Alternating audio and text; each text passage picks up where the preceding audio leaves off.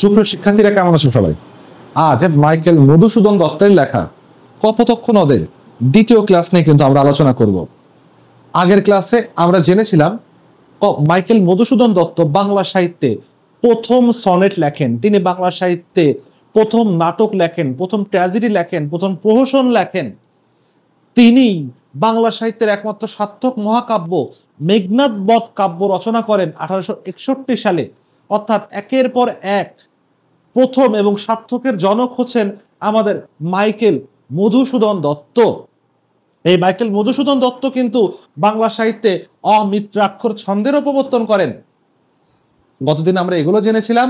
আজ আমরা জানবো এই কপোতক্ষ নদ কেন একটি সনেট, সনেটের কি কি বৈশিষ্ট্য থাকে আমরা জানবো, কখন কোথায় বসে এই সনেট তিনি লিখেছিলেন, আর এই সনেটে তিনি আসলে কি মেসেজই বা দিয়েছেন কপোতক্ষ নদকে, সেগুলো নিয়ে আমরা আজকে আলোচনা করব। ওমেগা একাডেমিক অ্যান্ড অ্যাডমিশন পরিবারের পক্ষ থেকে আজকের বাংলা প্রথম পত্রর এই ক্লাসে তোমাদের সবাইকে স্বাগত জানাচ্ছি। আমি ওমেগার বাংলা ইনস্ট্রাক্টর নাসিমুল হক। চলো তাহলে ক্লাসে চলে যাই।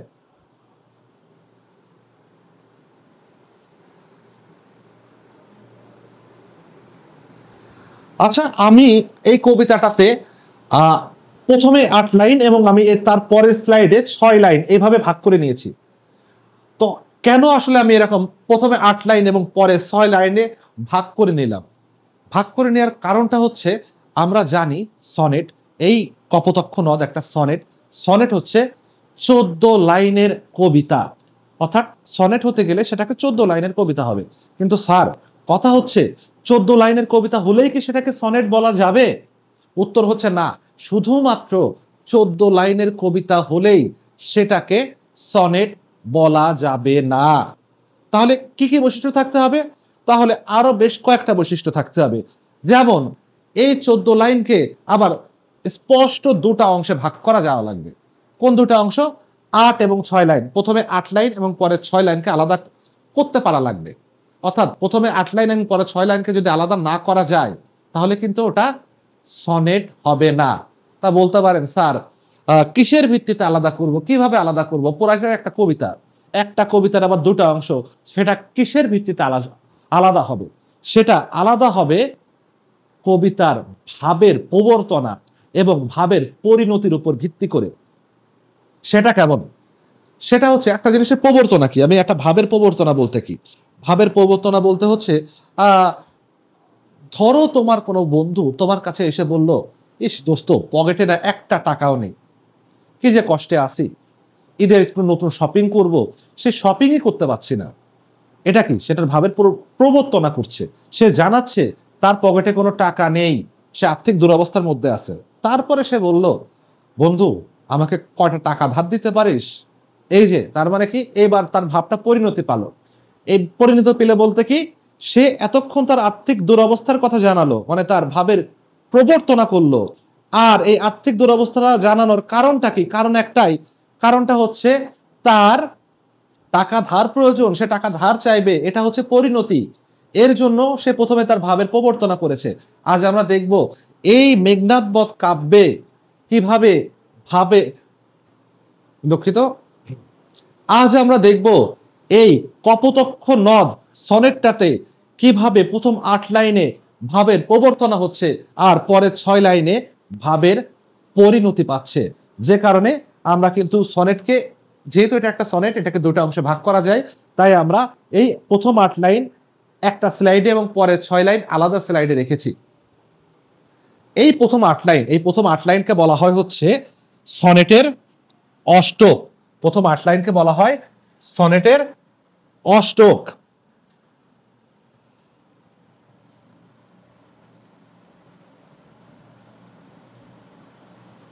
আর এই অষ্টকে তাহলে কি থাকে? এই অষ্টকে থাকবে ভাবের প্রবর্তনা। অর্থাৎ কবির মনে যে ভাবের উদয় হয়েছে সেটার প্রবর্তনা করবেন তিনি এই 8 লাইনে। আর পরের 6 লাইনে যে সেই ভাবের পরিণতি পাবে। তাহলে অষ্টকে কি থাকে? অষ্টকে থাকে ভাবের প্রবর্তনা। ভাবের প্রবর্তনা। তাহলে অষ্টকে থাকবে ভাবের প্রবর্তনা, প্রথম 8 লাইন অষ্টক আর এই অষ্টকে ভাবের প্রবর্তনা হবে, অর্থাৎ ওনার মনের ভাবটা তিনি উপস্থাপন করবেন কেবল। আচ্ছা, এরপরে চলে যাই পরের 6 লাইন। এই পরের 6 লাইনকে বলা হয় শতক। পরের 6 লাইনকে বলা হয় শতক। এই 6 লাইনে উনি 8 লাইনে যে ভাবের প্রবর্তনা করেছিলেন সেই ভাবের পরিণতি পাবে এই 6 লাইনে এসে। এখানে কি হবে থাকবে তাহলে? এখানে থাকবে ভাবের পরিণতি। তাহলে প্রথম 8 লাইনে ভাবের প্রবর্তনা এবং শেষ 6 লাইনে ভাবের পরিণতি। এটা হলো সনেটের আর একটা বৈশিষ্ট্য। তার মানে কি আমি দুটা বৈশিষ্ট্য পেলাম। প্রথম বৈশিষ্ট্যটা হচ্ছে অবশ্যই সনেটের বাংলায় হচ্ছে চতুর্দশপদী কবিতা, মানে 14 লাইনের কবিতা। তাহলে সনেট কিন্তু 14 লাইন হওয়ার কোনো বিকল্প নেই। পরের বৈশিষ্ট্যটা পেলাম শুধু 14 লাইন হলেই হবে না, এটাকে স্পষ্টত 8 এবং 6 এই দুই ভাগে ভাগ করা যাবে। 8 লাইন এবং 6 লাইন, মানে অষ্টক এবং শতকে ভাগ করতে পারা লাগবে। কিসের ভিত্তিতে ভাগ করব? ভাগ করব ভাবের প্রবর্তনা এবং ভাবের পরিণতির উপর ভিত্তি করে। প্রথম 8 লাইনে অর্থাৎ অষ্টকে ভাবটার প্রবর্তনা হবে, আর কবি শেষের 6 লাইনে সেই ভাবের পরিণতি দেবেন। তাহলে এটাকে একটা সার্থক সনেটের আমরা বলতে পারবো। এখানে শেষ না, আরো আছে, আরো দুটা ক্রাইটেরিয়া আছে। কি দুটা ক্রাইটেরিয়া আছে? সেটা হচ্ছে আমরা গত ক্লাসে আলোচনা করেছিলাম, মাইকেল মধুসূদন দত্ত বাংলা সাহিত্যে অমিত্রাক্ষর ছন্দের প্রবর্তন করেছিলেন। কোন ছন্দের প্রবর্তন করেছিলেন? অমিত্রাক্ষর ছন্দের প্রবর্তন করেছিলেন।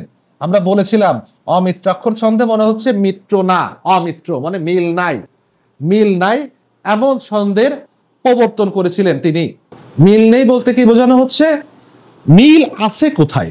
মিল আছে বলতে শব্দের শেষে অন্ত মিল থাকা।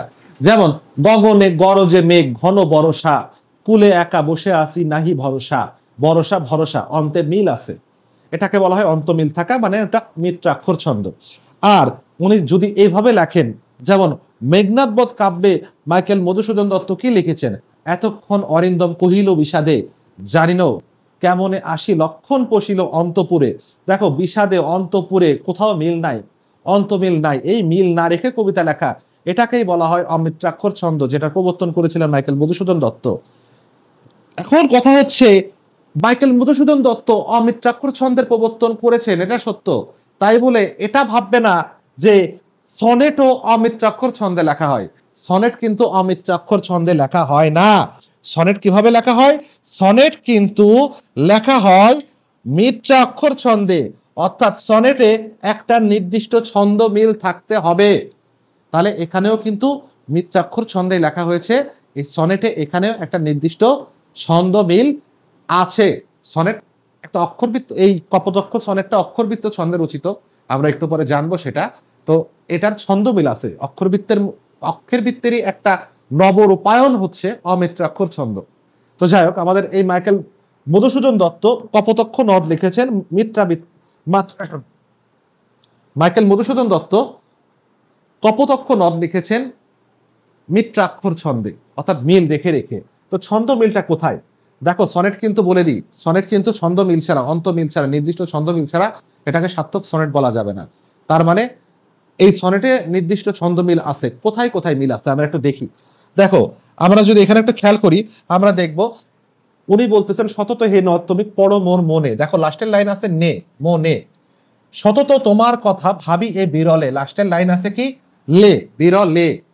তাহলে দেখো নে লে, পরে আবার স্বপনে নে, কলকলে লে, আবার ছলনে নে, দলে লে, আবার জলে লে, স্তনে নে। দেখো মিলটা কি পাচ্ছি? নে লে, নে লে, নে লে, লে নে। দেখো আবার কিন্তু ছন্দ মিল আছে, নে লে, নে লে, নে লে, লে নে। এখন আমি যদি এই জিনিসটাকে একটু ধরে নিই, নে যদি আমি ধরি ক, নে সমান সমান ক, এবং লে সমান সমান যদি আমি খ ধরি, তাহলে ব্যাপারটা কি দাঁড়ায়? দেখো তো আমাদের ছন্দমিলটা কি দাঁড়ায়? নে লে মানে কি? ক খ, নে লে ক খ, নে লে ক খ, এবার কি লাস্টে কি? লে নে, তাহলে খ ক। এই দেখো এই যে প্রথম 8 লাইন, এই প্রথম 8 লাইনের তাহলে ছন্দমিলটা আমরা পাচ্ছি ক খ, ক খ, ক খ, খ ক। তাহলে হচ্ছে প্রশ্ন যদি আসে এই সনেটের প্রথম 8 লাইনের অর্থাৎ অষ্টকের ছন্দমিল কি? তাহলে উত্তরটা হচ্ছে ক খ ক খ ক খ খ ক। এটা কিন্তু পরীক্ষায় আসে। তোমাদের পাঠ পরিচিতির ভিতর দেওয়া আছে এই অংশটুকু, কিন্তু কিভাবে কি কারণে ক খ ক খ ক খ খ ক হলো সেটা আমি বুঝিয়ে বললাম। তাহলে সনেটের এই আমাদের কপোতক্ষ নদ সনেটের প্রথম 8 লাইনের ছন্দমিল হচ্ছে এই ক খ ক খ ক খ খ ক। এবার আসো আমরা শতকের ছন্দমিল দেখি। দেখো শতকের যদি আমরা লাস্টের লাইনগুলো দেখতে পারি, দিন যাবে যাবে বে, দিতে তে, আবার গাবে বে, রিতে তে, ভাবে বে, সঙ্গীতে তে। তার মানে দেখো বে তে বে তে বে তে, মানে কি প্রত্যেক লাইনের সাথে বে তে বে তে বে তে। এখন আমি যদি এই বে সমান সমান গ ধরি, এর আগে আমি লে সমান সমান হচ্ছে নে সমান সমান ক এবং লে সমান সমান খ ধরছিলাম, তাই না? তো এবার গ আর ঘ ধরি। বে সমান সমান ধরলাম গ, আর হচ্ছে তে সমান সমান আমি ধরলাম ঘ। তাহলে ছন্দমিলটা কি দাঁড়ায়? বে তে, মানে কি গ ঘ, বে তে গ ঘ, আবারও বে তে, তার মানে গ ঘ। তাহলে এই যে শেষের 6 লাইন অর্থাৎ কপোতক্ষ নদ সনেটের শতকের ছন্দমিল আমরা পাচ্ছি গ ঘ গ ঘ গ ঘ। তাহলে অষ্টকের ছন্দমিল কি? অষ্টকের ছন্দমিল ক খ ক খ ক খ খ ক, আর শতকের ছন্দমিল হচ্ছে গ ঘ গ ঘ গ ঘ। ঠিক আছে? তাহলে সনেটের নির্দিষ্ট ছন্দমিল আছে। আচ্ছা, আর কি বৈশিষ্ট্য থাকে সনেটে? আর যে বৈশিষ্ট্য থাকে এটা খুব গুরুত্বপূর্ণ এবং খুব ক্রিটিক্যাল একটা বৈশিষ্ট্য। সেটা হচ্ছে সনেটের যেমন লম্বায় 14 লাইন হবে, অর্থাৎ 14 লাইনের কবিতা হবে, ঠিক তেমনি এটা প্রস্থেও 14 লাইন হতে হবে, এই আড়াআড়িও 14 লাইন হতে হবে। তো বলতে হবে স্যার সেটা আবার কেমন কথা? এটাকে আপনি ফিতায় না মাপবেন যে 14 লাইন কেমনে হয়, বা 14 ইঞ্চি হবে বা 14 সেন্টিমিটার হবে, এভাবে সম্ভব নাকি? না স্যার, এটা প্রস্থে 14 হতে হবে। এর মানে হচ্ছে এর প্রত্যেকটা লাইনে চরণে মাত্রা সংখ্যা হতে হবে 14টি। আবারও বলছি, লাইন হতে হবে 14টি এবং প্রত্যেক লাইনে মাত্রা থাকবে 14টি। তাহলে কথা হলো স্যার মাত্রা আবার কি জিনিস? মাত্রা হচ্ছে, আজ আমরা এটা বুঝবো যে মাত্রাটা কি জিনিস, এবং কপোতক্ষ নদ কবিতার মাত্রা বিশ্লেষণে আমি যেটুকু দেখেছি প্রচুর পরিমাণে মানুষ ভুল করে। আমাদের অনেক প্রতিষ্ঠিত শিক্ষকরাই, জনপ্রিয় শিক্ষকরাই, আমি কিছুদিন আগে একজনকে দেখেছি, নাম বলবো না, তিনি অনলাইনে পড়ানোর সময় কপোতক্ষ নদ সনেটের মাত্রা গণনা করতেছেন বর্ণ দিয়ে, অর্থাৎ ভুল একটা প্রসেসে মাত্রা গণনা করতেছেন। তো আজকে আসলে আমরা দেখব মাত্রাটা আসলে কিভাবে গণনা করে। আর এই মাত্রা গণনা করার জন্য আমাকে জানতে হবে অক্ষর কি জিনিস। তো আমরা সংক্ষেপে একটু এই জিনিসটা আলোচনা করে আসব। অক্ষর কি জিনিস? অক্ষর যদি আমরা বুঝতে পারি তাহলে আমরা মাত্রাটাও বুঝতে পারবো। তো অক্ষর কি জিনিস? অক্ষরটা নরমালি, অক্ষর হচ্ছে আমি আমার নিঃশ্বাসের এক প্রয়াসে, একবারের চেষ্টায় যতটুকু উচ্চারণ করতে পারবো সেটুকে বলা হবে হচ্ছে এক অক্ষর। যেমন আমার নাম হচ্ছে নাসিমুল, নাসিমুল আমার নাম। তো এই নাসিমুল আমি উচ্চারণ করতে পারি, দেখো 3টা সেগমেন্ট উচ্চারণ করতে পারি, না সি মুল। তাহলে আমার নামে অক্ষর আছে 3টা, অর্থাৎ ক কিন্তু একটা অক্ষর না। আমি এক সেগমেন্টে কতটুকু উচ্চারণ করতে পারি, কতটুকু ভেঙে উচ্চারণ করা যায় একটা শব্দকে, সেটাকে বলা হবে এক অক্ষর। আমাদের ওমেগা, আমাদের কোচিং এর নাম, এটাকে যদি আমি ভেঙে উচ্চারণ করলে কিভাবে উচ্চারণ করা যায়? দেখো ও মে গা, 3টা অক্ষর আছে এটাতে। আমার নাম নাসিমুলেও আছে 3টা অক্ষর। তো যে কোনো শব্দের অক্ষর নির্ণয়ের সবচেয়ে সহজ উপায়টা হচ্ছে সেই শব্দটাকে ইংরেজিতে লিখে ফেলা। যেমন আমার নাম নাসিমুল, আমি এটার কয়টা অক্ষর আছে সেটা বের করার জন্য আমি প্রথমে নাসিমুলটাকে ইংরেজিতে লিখে ফেললাম, নাসিমুল। এই যে আমি ইংরেজিতে লিখে ফেললাম নাসিমুল। এইবার আমাকে যে জিনিসটা খেয়াল করতে হবে সেটা হচ্ছে এই নাসিমুল শব্দটার ভিতর কয়টা ভাওয়েল আছে। ভাওয়েল আছে কি? এ ই আই ও ইউ, যে কয়টা ভাওয়েল আছে আমার সে কয়টি অক্ষর আছে এখানে। আবারও বলছি, একটা শব্দকে আমি প্রথমে ইংরেজিতে লিখে ফেললাম, লিখে ফেলে আমি দেখব এইখানে কতগুলি ভাওয়েল আছে।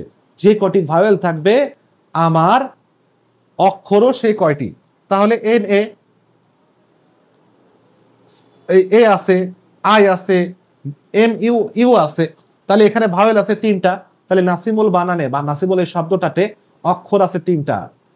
ভাওয়েল তিনটা, সো অক্ষর তিনটা। তাহলে আমার এখানে অক্ষর কোন তিনটা? এই না একটা অক্ষর, সি একটা অক্ষর, আর এই এমইউএল মূল একটা অক্ষর। তাহলে নাসিবুল বানানে তিনটা অক্ষর আছে। একইভাবে আমি যদি অন্য আর একটা শব্দ ধরি, যেমন হচ্ছে আমি যদি বলতে চাই ওমেগা, ওমেগাতে ইংরেজিতে লিখলে কি আসে? ও মে গা। দেখো এখানে কয়টা ভাওয়েল আছে? একটা, দুইটা, তিনটা ভাওয়েল আছে। তাহলে ওমেগা শব্দটাতেও অক্ষর আছে তিনটা। তাহলে প্রথম অক্ষরটা কি? ও, তারপরে মে আর গা। এটা হচ্ছে ওমেগার তিনটা অক্ষর। আশা করি অক্ষর কি করে নির্ণয় করতে হবে সেটা তোমরা বুঝতে পারছো।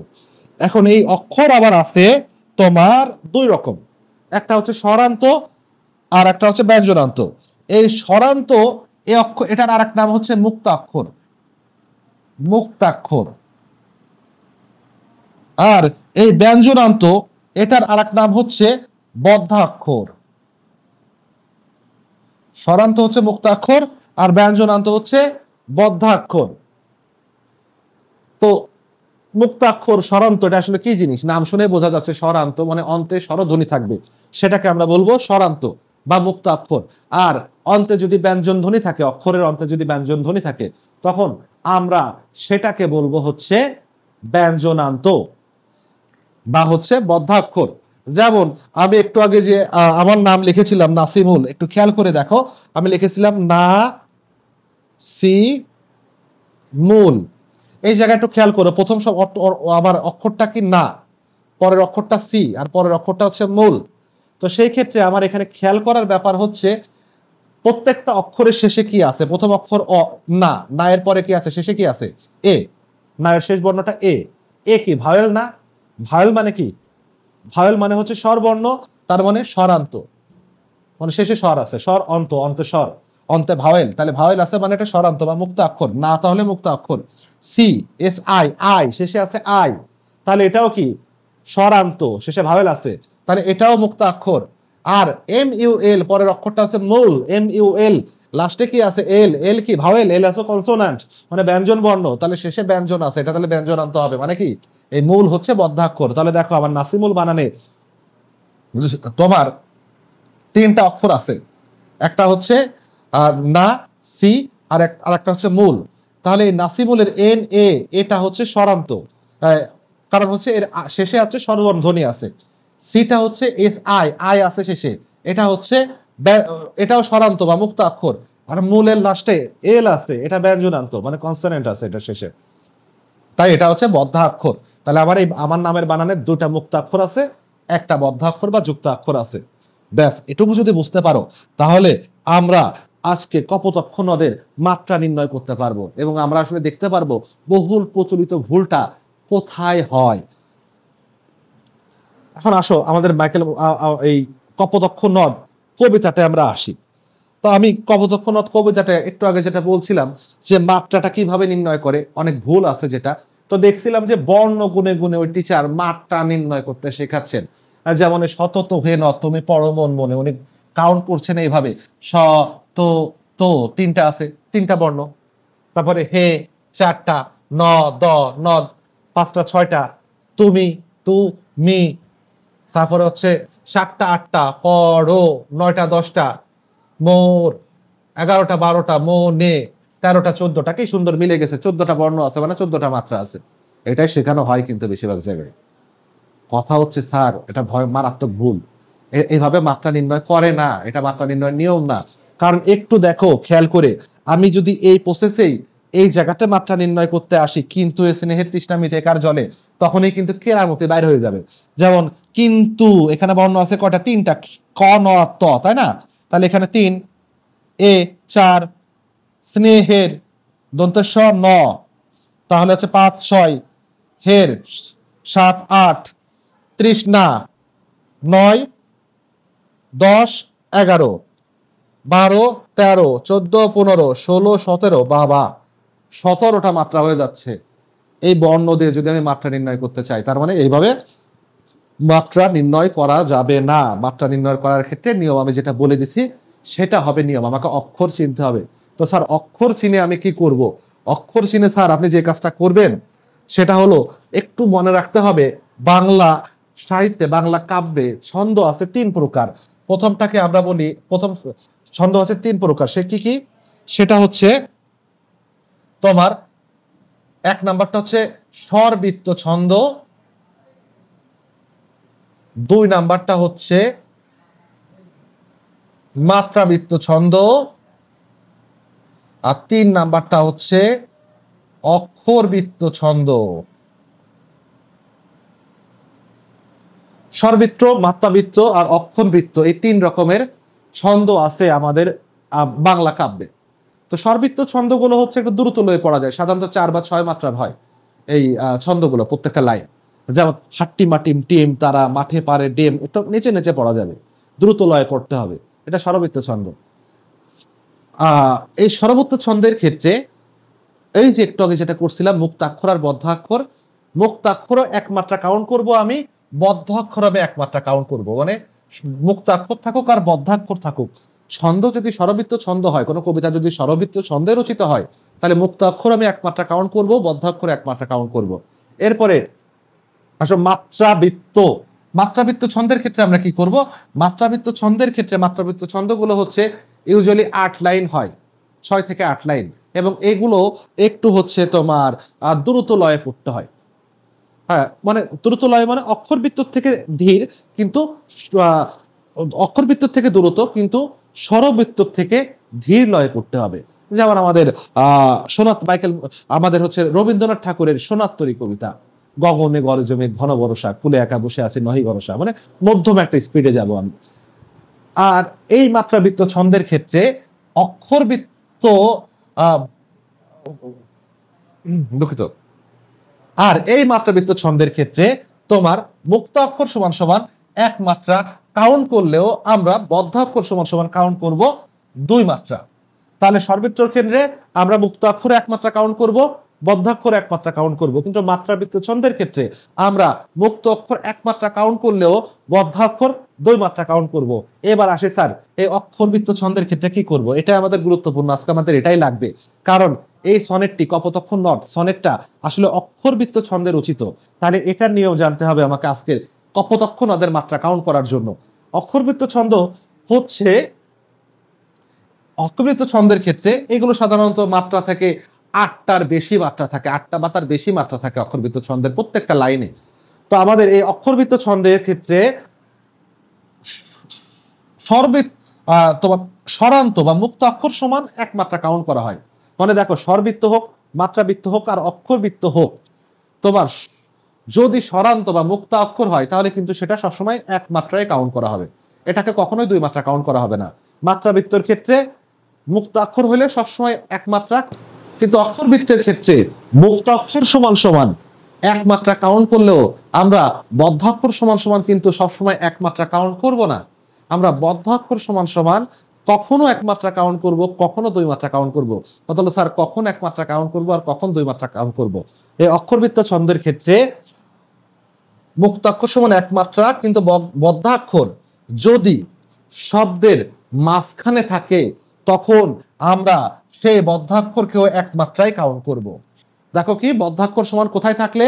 শব্দের মাঝখানে থাকলে এই বদ্ধাক্ষরকেও আমি কি কাউন্ট করব? এই বদ্ধাক্ষরকেও আমি 1 মাত্রা কাউন্ট করব। কিন্তু এই বদ্ধাক্ষর যদি একা থাকে, একাক্ষর হয়, অথবা শব্দের শেষে থাকে, তাহলে সেই বদ্ধাক্ষরকে আমি 2 মাত্রা কাউন্ট করব। হিসাবটা একটু জটিল, তাই না? আবার বলে দিই তাহলে, অক্ষরবৃত্ত ছন্দের ক্ষেত্রে আমরা মুক্ত অক্ষর সমান তো 1 মাত্রা কাউন্ট করব, যে কোনো ক্ষেত্রে, যে কোনো ছন্দে মুক্ত অক্ষর 1 মাত্রা। কিন্তু বদ্ধাক্ষর যদি হয় আর সে বদ্ধাক্ষর যদি শব্দের মাঝখানে থাকে, তাহলে সেই বদ্ধাক্ষর সমান আমরা 1 মাত্রা কাউন্ট করব। কিন্তু সেই বদ্ধাক্ষর যদি শব্দের শেষে থাকে, মানে ওর পরে যদি আর কিছু না থাকে, তাহলে সেই বদ্ধাক্ষর সমান আমি 2 মাত্রা কাউন্ট করব। তাহলে এবার আসেন স্যার, আমরা এই যে এই কবিতাটার মাত্রা নির্ণয় করি। দেখি, শতত হীন তুমি পড়ো মোর মনে, এই লাইনে কয়টা মাত্রা আছে? এটাকে দেখো, স, স লাস্টে কি অ আছে, তারে মুক্ত অক্ষর, তো ও আছে মুক্ত অক্ষর, তো ও আছে মুক্ত অক্ষর, মানে বুঝতে পারতেছো তো, লাস্ট স্বরবর্ণ স, অ আছে স্বরবর্ণ, মানে যেটা টানা যাবে সেটা মুক্ত অক্ষর, আর যেটা তা না টেনে থেমে যাব, ব্রেক মারবো, সেটা হচ্ছে বক্ত অক্ষর। তাহলে স, ত, তো 3টাই টানা যায়, তাই এগুলো সব হচ্ছে মুক্ত অক্ষর। আর হে, নদ, এটা হচ্ছে হে, অবশ্যই এ আছে হে, এটাও মুক্ত অক্ষর। কিন্তু নদ, দেখো নদ কিন্তু টানা যাবে না, নদ থেমে যেতে হবে আমাকে। দেখ নদ, নদ ও এরকম কিন্তু আমরা বলি না, আমরা কি বলি নদ, থেমে যাচ্ছি, তাহলে অবশ্যই এটা হচ্ছে বদ্ধাক্ষর। আবার তু মি মুক্তাক্ষর মুক্তাক্ষর, প রো মুক্তাক্ষর মুক্তাক্ষর। বাট মোর ব্রেক করেছি, থেমে গেছি, তাহলে মোর, মোর কি বদ্ধাক্ষর। আবার মো নে, মো নে, তাহলে কি মুক্তাক্ষর মুক্তাক্ষর। তাহলে দেখি আমার কয়টা এখানে মাত্রা আছে। এখানে দেখো মুক্তাক্ষর আছে কয়টা, এই বাঁকা চিহ্নগুলো হচ্ছে মুক্তাক্ষর, আর এই সোজা টানগুলো হচ্ছে যুক্তাক্ষর বা বদ্ধাক্ষর। এখানে দেখো তাহলে অক্ষর আছে কয়টা, মাত্রা আছে, অক্ষর আছে কয়টা, গুণে মুক্তাক্ষর আছে হচ্ছে 1 2 3 4 5 6 7 8 9 10, তাহলে মুক্তাক্ষর আছে 10টা। তাহলে মুক্তাক্ষর 10টার জন্য 10 মাত্রা। মুক্তাক্ষর তো কোনো ঝামেলা নাই, মুক্তাক্ষর মানেই তো 10টা থাকলে 10 মাত্রা। তাহলে মুক্তাক্ষর হচ্ছে 10টা আছে, 10 মাত্রা গেল। বদ্ধাক্ষর আছে কয়টা, এই একটা বদ্ধাক্ষর আর এই একটা বদ্ধাক্ষর, দুইটা বদ্ধাক্ষর আছে। তা দুইটা বদ্ধাক্ষর দেখো নদ, এরপরে কার কিছু আছে, নদই তো, ঠিক আছে, শেষে আছে নদ, এই এন ও ডি নদ। তাহলে ডি আছে, ডি হচ্ছে বদ্ধাক্ষর, ডি হচ্ছে কনসোনেন্ট, তাহলে এটা বদ্ধাক্ষর। আর ডির পরে কি কোনো অন্য কোনো লেটার আছে, অন্য কোনো লেটার নাই, তাহলে এটা শব্দের শেষে আছে। আর অক্ষরবৃত্ত ছন্দের ক্ষেত্রে যদি শব্দের শেষে থাকে বদ্ধাক্ষর, তাহলে কিন্তু বদ্ধাক্ষরকে 2 মাত্রা কাউন্ট করতে হবে, তাহলে নদ হচ্ছে 2 মাত্রা। আবার মোর, দেখো মোর এম ও আর, মোর লাস্টে কি আর আছে কনসোনেন্ট, মানে কি এটাও বদ্ধাক্ষর, আর আর এর পরে আর অন্য কোনো কিছু নাই, যে কারণে এইখানেও আমরা এই বদ্ধাক্ষরটাকে 2 মাত্রা কাউন্ট করব।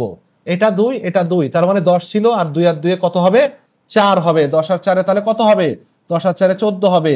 তাহলে এই লাইনে কিন্তু মাত্রা সংখ্যা আমরা দেখলাম 14টা হয়। একটু আগে আমরা যে লাইনটাতে দেখাইছিলাম যে মাত্রা আসলে বর্ণ অনুযায়ী কাউন্ট করলে বা মাত্রা মিলতেছে না, তো আমরা দেখি এই যে এখানে একটু খেয়াল করে দেখো এই লাইনটা। এবার আমরা এই নিয়মে অক্ষরবৃত্ত ছন্দে যেভাবে মাত্রা কাউন্ট করতে হয় সেই নিয়মে এখানে মাত্রা কাউন্ট করে দেখি 14টা আছে কিনা। এখানে দেখো কিন্তু, কিন, কিন কি বদ্ধাক্ষর, কিন্তু, কিন্তু এই কিনটা এই বদ্ধাক্ষরটা শব্দের মাঝখানে আছে। এই যে আমরা যদি এখানে কিন লিখি, তোমার হচ্ছে আমরা যদি এখানে কিন্তুটা ইংরেজিতে লিখি তাহলে কি দাঁড়ায়, কিন্তু, তাহলে কি কিন, আর এটা হচ্ছে তু, তাহলে ন, এই অক্ষরটার লাস্টে কি আছে, এন, এন কি কনসোনেন্ট, তার মানে এটা হচ্ছে বদ্ধাক্ষর। আর তু লাস্টে কি আছে, ইউ আছে, ইউ আছে ভাওয়েল, তাহলে কি লাস্টে এটা হচ্ছে মুক্তাক্ষর। কিন্তু কথা হচ্ছে এটা যে বদ্ধাক্ষর, এই ক্ষেত্রে আমি এটাকে 1 মাত্রা কাউন্ট করব নাকি 2 মাত্রা কাউন্ট করব, কিন্তুর কিনকে। এখানে অবশ্যই আমি এটাকে 1 মাত্রায় কাউন্ট করব। কেন, কারণটা হচ্ছে কিন, দেখো কিনের পরে তু আছে না, মানে এই এই অক্ষরটা শব্দের মাঝখানে পড়ছে না। অক্ষরবৃত্ত ছন্দের ক্ষেত্রে বদ্ধাক্ষর যদি শব্দের মাঝখানে পড়ে তাহলে ওই বদ্ধাক্ষরকে অবশ্যই আমরা 1 মাত্রা কাউন্ট করব। তাহলে এখানে কিন্তুর কিন বদ্ধাক্ষর হলেও সেটা হচ্ছে 1 মাত্রা। তাহলে এখানে কি আছে, একটা বদ্ধাক্ষর একটা মুক্তাক্ষর, কিন্তু এ মুক্তাক্ষর, স্নেহ মুক্তাক্ষর, হের বদ্ধাক্ষর, তৃষ্ণা, ত্রিশ, ত্রিশ হচ্ছে বদ্ধাক্ষর, আর না না, তার মানে হচ্ছে এটা হচ্ছে মুক্তাক্ষর। মিটে মি মুক্তাক্ষর, টে মুক্তাক্ষর, কার, কার, কার বদ্ধাক্ষর, জলে জ লে, এই তো। তাহলে এখানে দেখো মুক্তাক্ষর কয়টা আছে, 1টা 2টা 3টা 4টা 5টা 6টা 7টা 8টা, এখানে মুক্তাক্ষর আছে 8টা, 8টা মুক্তাক্ষর। আর যুক্তাক্ষর বা বদ্ধাক্ষর আছে কয়টা, দেখো একটা, এখানে একটা বদ্ধাক্ষর আছে, কিন্তু একটু আগে বলছিলাম কিন্তুর কিন এটা মাঝখানে পড়তেছে, তাহলে এটা আমি সমান 1 মাত্রা কাউন্ট করব। এই বদ্ধাক্ষর সমান হবে 1 মাত্রা। স্নেহের, হের দেখো হের কিন্তু শব্দের শেষে পড়তেছে, হের, হের থামছে কোথায়, শব্দের শেষে কিন্তু, স্নেহের, হের, হের সবার শেষে আছে না শব্দের, তাহলে শব্দের শেষে বদ্ধাক্ষর থাকলে সেটা 2 মাত্রা। আবার ত্রিশ না, ত্রিশ এখানে বদ্ধাক্ষর, 30টা বদ্ধাক্ষর, কিন্তু শব্দের মাঝখানে আছে তাই 1 মাত্রা। আচ্ছা কার, কার দেখো শব্দের 1 অক্ষর এটা, বা শব্দের শেষে আছে কার, এখানে কনসোনেন্টটা শব্দের শেষে পড়ে, তাহলে এটাও আমি 2 মাত্রা কাউন্ট করব। শব্দের মাঝখানে পড়লে 1 মাত্রা বদ্ধাক্ষর, আর শব্দের শেষে পড়লে 2 মাত্রা কাউন্ট করতেছি। তাহলে দেখো এখানে 8 ছিল, আর এখানে কত হচ্ছে, 1 2 আর 1 3 আর 1 4 আর 2 6, 8 আর 6 14। তাহলে এভাবে আমরা যেভাবেই গুণে যাই না কেন, আমরা এখানে দেখব যে কপোতাক্ষ নদ কবিতাতে মাত্রা আছে 14টা। অন্য কোনো নিয়মে কিন্তু হবে না। এই নিয়মে কাউন্ট করলেই কেবল কপোতাক্ষ নদের এক্সাক্ট মাত্রা সংখ্যা আমরা বের করতে পারবো। তাহলে ঠিক আছে, আজকে ক্লাসটা মনে হয় বেশ বড়ই হয়েছে। আজকে আমরা কপোতাক্ষ নদ কবিতার মাত্রা বিশ্লেষণ করলাম। এখন নেক্সট ক্লাসে আমরা কপোতাক্ষ নদীটার কবিতার মূল ভাব নিয়ে আসলে আলোচনা করব। আমরা দেখব কোন প্রেক্ষাপটে কবি কপোতাক্ষ নদ কবিতাটা লিখেছিলেন এবং ওনার ভাবের প্রবর্তনা কিভাবে হচ্ছে আর ভাবের পরিণতি কিভাবে পাচ্ছে, সেই জিনিসগুলো নেক্সট ক্লাসে আমরা আলোচনা করব। সে পর্যন্ত সবাই ভালো থাকবা, সুস্থ থাকবা, আর অবশ্যই ওমেগার সাথে থাকবা। আর তোমাদের জন্য একটা সুখবর জানিয়ে রাখি, তোমরা যারা 9 এবং 10-এর শিক্ষার্থী আছো, তাদের জন্য বাংলা এবং সমাজ অর্থাৎ বিজিএসএ ওমেগা পরিবারের পক্ষ থেকে আমি নাসিমুল হক একটি বিশেষ কোর্স নিয়ে এসেছি। এই শুধুমাত্র হাফ ইয়ারলি পরীক্ষার আগ পর্যন্ত যে সিলেবাস আছে, সেই সিলেবাস 24টি ক্লাসের মধ্যে শেষ করে দিব এবং তোমাদেরকে A+ পাওয়ার জন্য প্রস্তুত করে দেব ইনশাআল্লাহ। তো আশা করি তোমাদের সাথে দেখা হবে এই ওমেগার এইখানে, এই রুমে, এবং তোমাদের সাথে ক্লাস হবে, কথা হবে।